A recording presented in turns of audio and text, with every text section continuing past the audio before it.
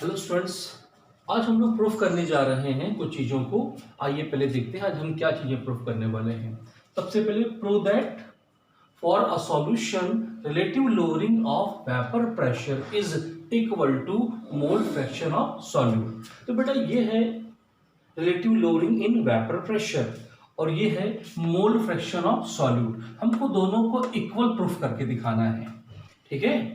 दूसरा हमें प्रूफ करना है prove that relative lowering in vapour pressure is a colligative property.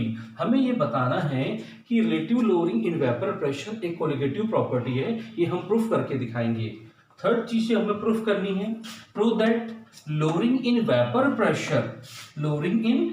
Pressure is directly proportional to mole fraction of solute. तो हमें ये प्रूफ करना है लोअरिंग इन वेपर प्रेशर जो है वो मोल फ्रैक्शन ऑफ सॉल्यूट के डायरेक्टली प्रोपोर्शनल है।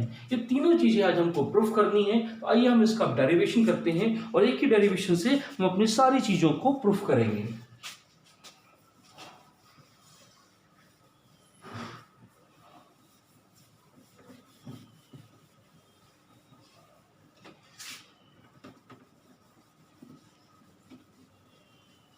बेटा इसके लिए हमें सबसे पहले राउल्स लॉ पर जाना पड़ेगा और एग्जामिनेशन में जो क्वेश्चंस आते हैं वो सबसे पहले राउल्स लॉ से आते हैं। कि सबसे पहले आपसे राउल्स लॉ की डेफिनेशन पूछी जाती है, देन आप डेफिनेशन बता देते हैं, फिर वहां से आपको ये कोई भी एक डेरिवेशन कंप्लीट करके दिखाना पड़ता है। तो आइए सबसे पहले हम सभी जानते हैं कि राउल्स लॉ हमने देखा था। तो राउल्स लॉ से हमने जो चीज निकाली थी, सबसे पहले हम राउल्स लॉ की डेफिनेशन दे देंगे एग्जामिनेशन में और फिर बताएंगे अकॉर्डिंग टू राउल्स लॉ या फ्रॉम राउल्स लॉ हमारे पास इक्वेशन आया था P A equal to PA0 into XA। ये हमारे पास इक्वेशन है और इस इक्वेशन से हम शुरुआत करेंगे। तो चलिए हमने इसे मान लिया इक्वेशन नंबर 1। अब हम सभी जानते हैं कि mole fraction of solvent and mole fraction of solute equal to होता है 1। दोनों के मोल फ्रैक्शन को अगर हम सम करते हैं, प्लस करते हैं, तो हमें 1 वैल्यू मिलती है। ये कहां से आ गई, आइए देख लेते हैं। Na हम जानते हैं XA क्या होता है बेटा, Na upon Na plus NB plus XB क्या होता है बेटा, NB upon Na plus NB। अब देखिए हमें दोनों को प्लस करनी, हमने XA की वैल्यू रख दी, हमने XB की वैल्यू रख दी, दोनों के बीच में प्लस लगा दिया। बताइए कॉमन क्या आएगा बेटा, Na प्लस NB आ गया। अब आप जानते हैं कि हम इसको कैसे सॉल्व करते हैं। तो बताइए हमने इसको इससे डिवाइड किया, कितना आया 1, तो यहाँ कितना आ जाएगा Na। अब हम इसको इससे डिवाइड करेंगे, कितना आएगा बेटा 1, ऊपर वाले से मल्टीप्लाई कर देंगे, क्या जाएगा NB। अब देखिए दोनों सेम है, ये आपस में कैंसिल हो गए और वैल्यू कितनी आ गई 1। तो इस तरह से XA plus XB equal to क्या होता है 1 होता है, इसीलिए हमने यहां लिख दिया। अब हम सभी जानते हैं, देखिए बेटा हमें एक्चुअली XA की वैल्यू चाहिए, इसीलिए हम यहां से XB को उधर ट्रांसफर कर रहे हैं। तो XA equal to 1 minus XB। अब हम इस XA की वैल्यू को रखने जा रहे हैं, हम लिख देंगे putting the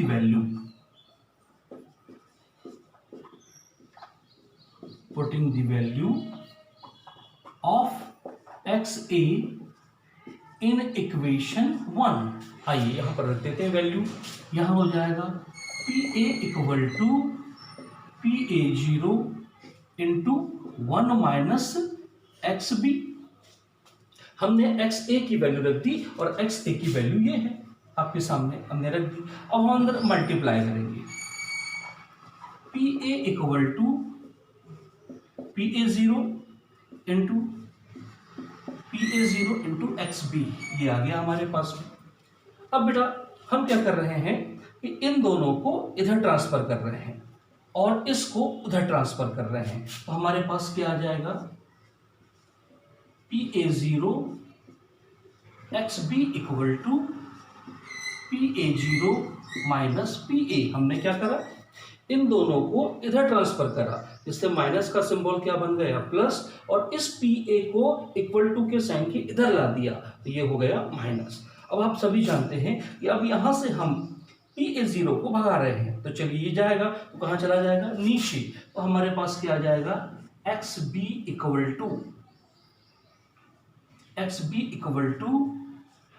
PA0 minus PA upon PA0। और देखिएगा हमें यही प्रूफ करना था। ये आ गया आपका इक्वेशन नंबर 2। देखिए क्या है ये, relative lowering in vapour pressure is equal to mole fraction of solute. ये हमने पहली बार प्रूफ कर दी। आइए आगे चलते हैं। इसके आगे जिस डेरिवेशन को हम ले जाना चाह रहे हैं, अब देखिएगा, सॉरी मैं यहाँ जीरो लगाना भूल गया, गौर करेंगे। अब देखिएगा हम इसको इधर ट्रांसफर, अब देखिएगा सबसे पहली बात हम XB के बारे में जानते हैं कि XB की वैल्यू क्या होती है बेटा, XB इक्वल टू होता है NB upon NA plus NB। तो आइए जरा हम XB की वैल्यू रख देते हैं, ठीक है। तो सबसे पहले मैं इसको इस तरफ लिख लेता हूं, तो ये हो गया PA0 minus PA upon PA0, और यहां पर था XB, यही हमारे पास डेरिवेशन था। अब हम इस XB की वैल्यू लिख दे रहे हैं, तो क्या हो जाएगा NB upon NA plus NB। और अब देखिएगा ये बात आ गई इक्वेशन नंबर 3।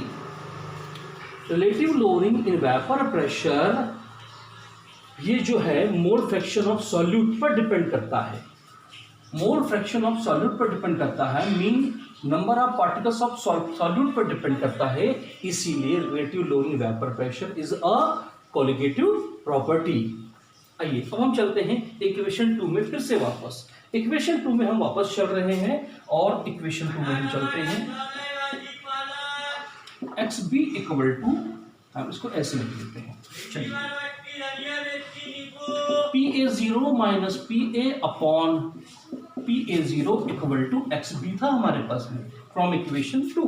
अब बेटा हम इसको उधर ट्रांसफर कर देते हैं, तो ट्रांसफर करने पर क्या हो जाएगा हमारे पास में PA0 इंटू XB, ये आ गया।